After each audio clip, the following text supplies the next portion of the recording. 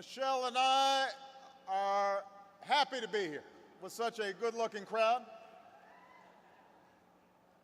Everybody's cleaning up nice. Thank you to Shaka Fatah for not just the great introduction, but more importantly, your leadership, especially on the issues of brain research that have the potential to change so many lives. I want to thank Shanice Washington and everybody at the CBC Foundation for doing so much to help all our young people achieve their God-given potential.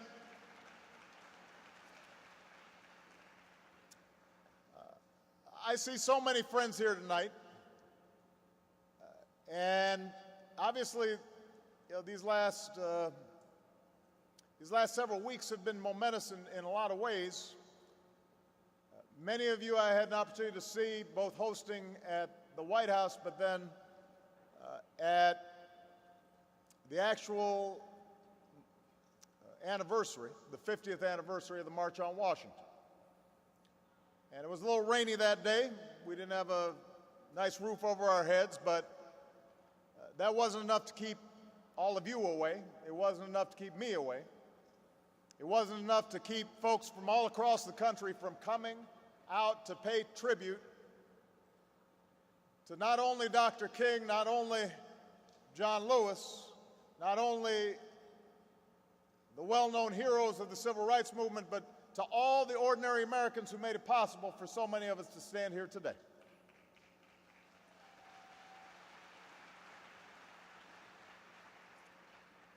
And as I looked out on that crowd, listening to Christine King Ferris and Reverend Lowry and Congressman Lewis, it was impossible not to appreciate just how much progress we've made.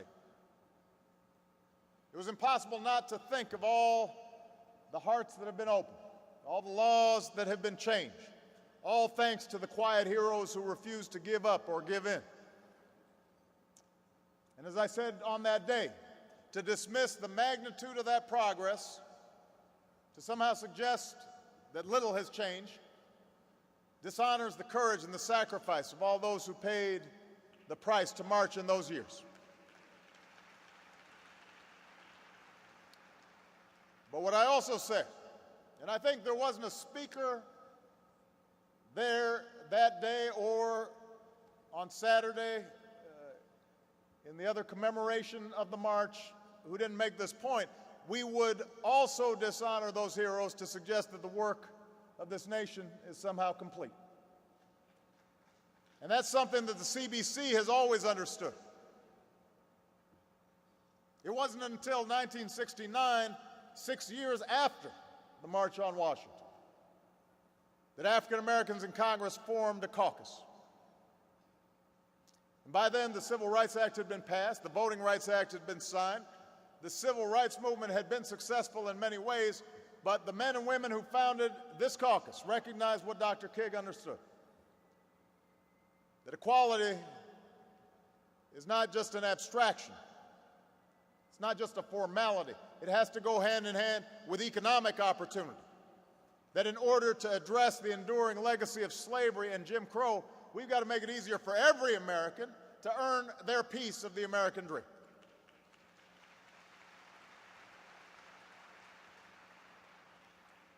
So fast forward to today, 50 years later. We all understand we have to be vigilant against any attempt to roll back our hard-won civil rights, whether that means tearing down barriers put up by those who seek to restrict the right to vote, or making sure our criminal justice system works equally well for everybody, not just for some.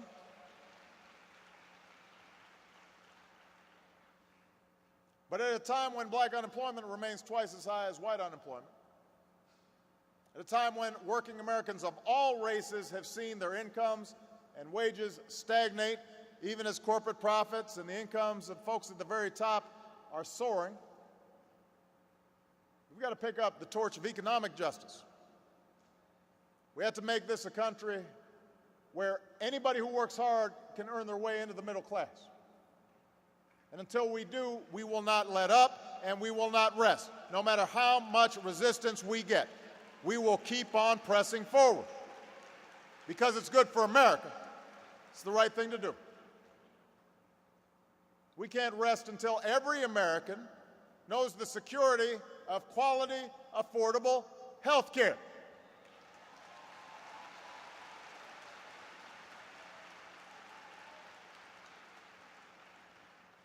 In just over a week, thanks to the Affordable Care Act and the leadership shown by the CBC and others in Congress, so many of you fought to pass this law. Thanks to your efforts, 6 in 10 uninsured Americans will finally be able to get covered for less than $100 a month. Everybody's going to be able to get coverage. 6 in 10 will be able to get coverage for less than $100 a month. And by the way, the only reason it's 6 in 10 is because we got some governors who haven't seen the light yet. If every governor chose to join this project rather than to fight it just to score some political points, that number would be nearly 8 in 10. So just think about that. Knowing you can offer your family the security of health care, that's priceless. And now you can do it for less than your cell phone bill. That's what change looks like.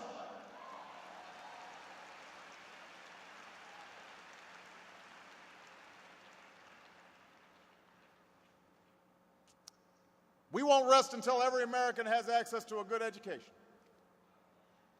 And we've got to make sure every child gets the best start in life. We want to give every 4-year-old in America access to quality preschool. There's no better investment. We should be making it right now. We can afford it. It's the right vision. It's the right time. We should make college more affordable for every family. There's no better ticket to the middle class in this country. And we've already made college, including HBCUs, more affordable for millions of students and their families through tax credits and grants and student loans that are going further than ever before. But we got more to do, and so I've been talking to colleges, telling them they need to do their part by bringing costs down, because in a 21st century economy, a higher education is not a luxury, it is an economic imperative, and everybody should be able to afford it, not just a few.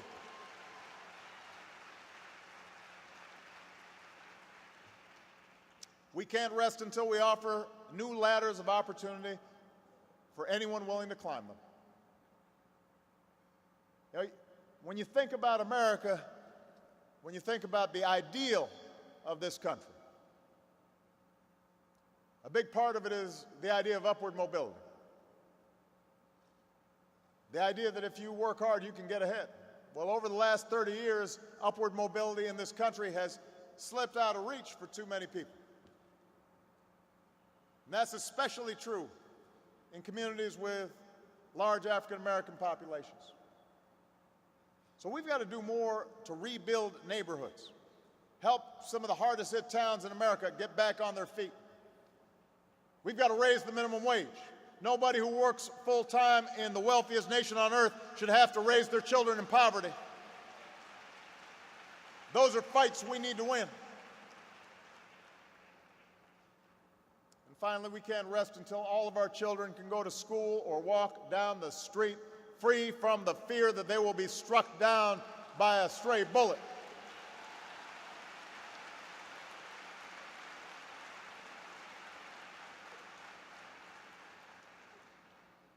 Just 2 days ago, in my hometown, Chicago, 13 people were shot during a pickup basketball game, including a 3-year-old girl.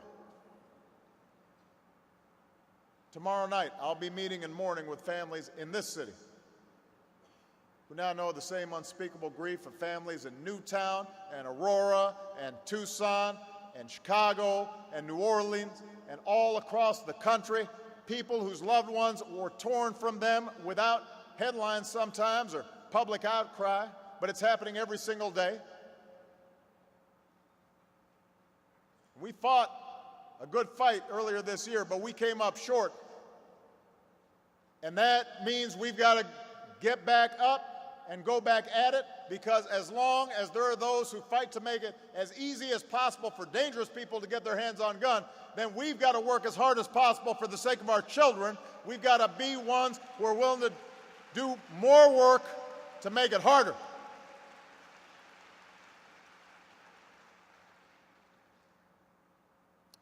These are the tasks before us.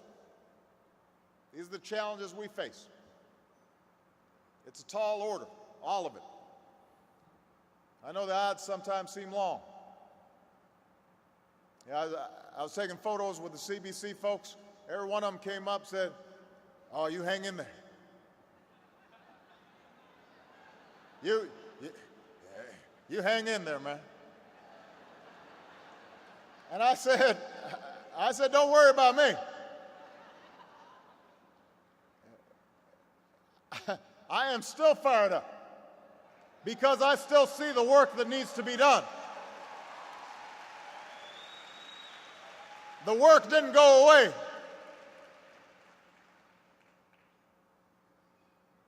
And part of the reason that I don't get tired is because I've seen people who are in this audience and what you've done, the odds that you've overcome. You know, I know sometimes the climb seems steep at any given moment. Sometimes it seems like the pettiness of our politics just is making things worse and worse. You look at it right now. The other day, the House Republicans voted to cut $40 billion in nutritional aid for struggling families. At the same time as some of the same folks who took that vote are receiving subsidies themselves.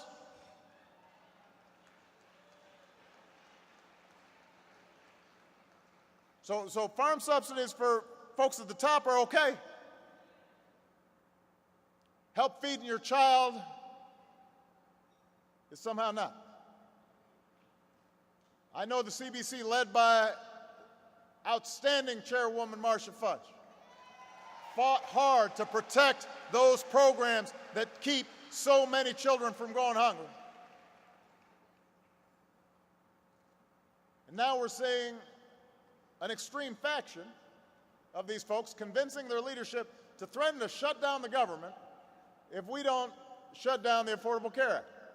Some of them were actually willing to see the United States default on its obligations and plunge this country back into a painful recession if they can't deny the basic security of health care to millions of Americans. I think that this is an interesting thing to ponder, that your top agenda is making sure 20 million people don't have health insurance. And you'd be willing to shut down the government and potentially default for the first time in United States history because it bothers you so much that we're actually going to make sure that everybody has affordable health care.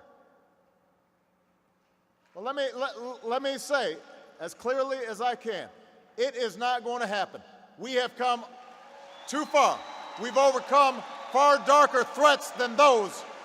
We will not negotiate over whether or not America should keep its word and meet its obligations. We're not going to allow anyone to inflict economic pain on millions of our own people just to make an ideological point. And those folks are going to get some health care in this country. We've been waiting 50 years for it.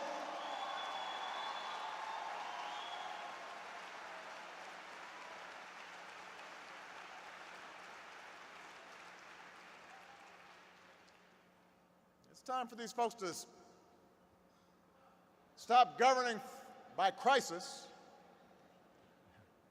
start focusing on what really matters: creating new jobs, growing our economy, expanding opportunity for ourselves, looking after our children, doing something about the violence out there. As we've got all these battles we have to face, we've got to remember what brought us here in the first place. And as I was preparing my speech for the anniversary last month, I was doing some research, reading some stories about people who had come to the march 50 years ago, and I came across the story of a young man named Robert Avery. And Robert was 15 years old in 1963, so he and two friends decided to hitchhike from Gadsden, Alabama, to the March on Washington. And together they traveled through some of the most segregated counties in America, sleeping in bus terminals, eating from vending machines, sometimes not eating. Sometimes they walked. Sometimes passerbys, black and white, offered them rides, worried that they might not make it on their own. 700 miles later, the boys from Gadsden reached their destination. They marched with Dr. King, and it left a mark on them. And afterwards, Robert went back home to Alabama, and he's now spent the last 3 decades on the Gadsden City Council. And Robert Avery's here tonight. And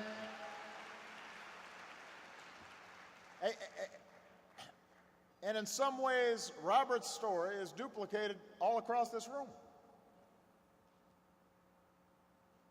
Now, Dr. King talked about how we're inextricably linked. Robert Kennedy talked about how if you toss a pebble in a pond, the ripples emanate from that center, and the same is true in our own lives, how those ripples of hope, we don't know sometimes how they're going to have an impact on folks later, but all those tiny ripples build up and end up changing the world. So when I think about Robert Avery in the City Council, and I'm sure he's got his struggles and frustrations, just like a president of the United States has struggles and frustrations sometimes, but he's still coming to work every day. He's still working to bring about change every single day. Just like our Attorney General comes to work every single day. Just like John Lewis every single day gets up, it doesn't matter whether he's in the majority or the minority, he's going to speak the truth. He's going to tell everybody what he believes. And those stories should remind us what brought us here. Why did we seek a life of public service? Why did we get involved? It wasn't just to come to a gala. I mean, it's nice. Everybody looks nice, but you know, it wasn't to cash in after service. We may not have hitchhiked across the country, but everybody at some point, we felt that same tug, that same voice in our heads telling us, stand up, speak out, try to make a difference. Remember what you know to be true, what you know to be just, what you know to be fair, and be willing to fight for it, and don't be timid about it. And maybe sometimes it's not going to work out right away, but if you stay at it again and again and again, and you do not waver, eventually we make a difference. That's important.